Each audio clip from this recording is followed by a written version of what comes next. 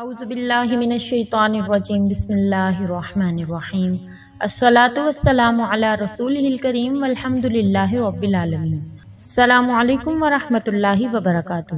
معزز سامعین کرام، امید کرتی ہوں کہ آپ سب بخیر و عافیت ہوں گے، اور میری یہ دعا ہے کہ اللہ تبارک و تعالیٰ آپ سب کو خیر اور عافیت کے ساتھ رکھے۔ آج میں جو وظیفہ لے کر آپ کی خدمت میں حاضر ہوئی ہوں وہ ایسا وظیفہ ہے جس کو اگر 7 دن تک متواتر پڑھا جائے، بغیر کسی ناغے کے اگر 7 دن تک اس عمل کو کیا جائے، اور پھر 7ویں دن آپ نے 2 رکعت نماز ادا کر کے اللہ سے اپنی حاجت طلب کرنی ہے، تو اللہ تبارک و تعالیٰ آپ کی دعا کو ضرور قبول فرمائیں گے انشاءاللہ۔ یہ ایک ایسی آیت ہے جس کو ہر بچہ اور ہر بڑا بخوبی جانتا ہے۔ یہ آیت ہر انسان کو یاد ہے، اور اس آیت کے اتنے فضائل ہیں کہ اگر ذکر کیے جائیں تو شاید پورے ہی نہ کر سکیں۔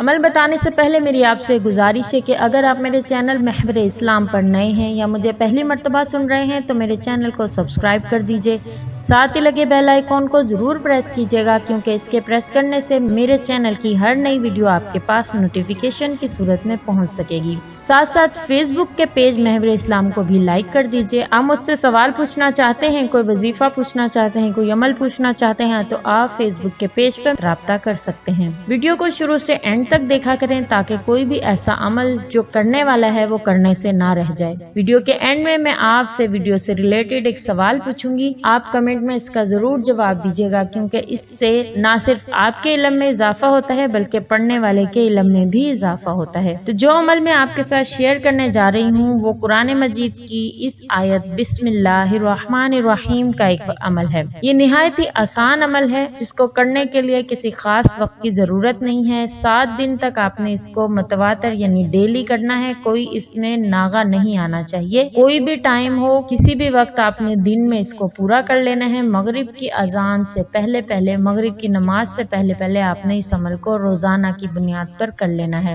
آپ نے بسم اللہ الرحمن الرحیم کو 786 مرتبہ 786 ٹائم آپ نے اس کو پڑھنا ہے۔ بسم اللہ الرحمن الرحیم کو پورا پڑھنا ہے اور 1 مرتبہ کاؤنٹ کرنا ہے۔ اسی طرح 786 مرتبہ ہو جائے تو آپ نے اگلے دن دوبارہ اس کو ریوائز کرنا ہے، اور جب یہ پورے 7 دن ہو جائیں تو آپ نے 7ویں دن اللہ کی بارگاہ میں اس عمل کو کر کے 2 رکعت نفل نماز حاجت کے ادا کرنے ہیں، اور اس کے بعد اللہ سے جو بھی مانگیں گے انشاءاللہ اللہ تبارک و تعالیٰ آپ کو وہ عنایت فرمائیں گے۔ اس کے بہت سے فوائد ہیں، جن میں سے ایک فائدہ یہ ہے جو میں نے آپ کے ساتھ ذکر کیا ہے۔ انشاءاللہ آپ اس آیت کو پڑھیں۔ اللہ تبارک و تعالیٰ سے دعا ہے کہ اللہ تعالیٰ اس کے پڑھنے کی وجہ سے آپ کی تمام حاجتوں کو قبول اور منظور فرمائیں۔ آپ اس کو ہر حاجت کے لیے کر سکتے ہیں، اولاد کے لیے کر سکتے ہیں، رزق کے لیے کر سکتے ہیں، کوئی آپ کی شادی کا مسئلہ اٹکا ہوا ہے آپ اس کے لیے کر سکتے ہیں، پسند کی شادی کے لیے کر سکتے ہیں، آپ کسی کو راضی کرنے کے لیے کر سکتے ہیں۔ آپ اس کو غرض کے کسی بھی مقصد کے لیے کیجیے، انشاءاللہ آپ کی حاجت ضرور قبول ہوگی۔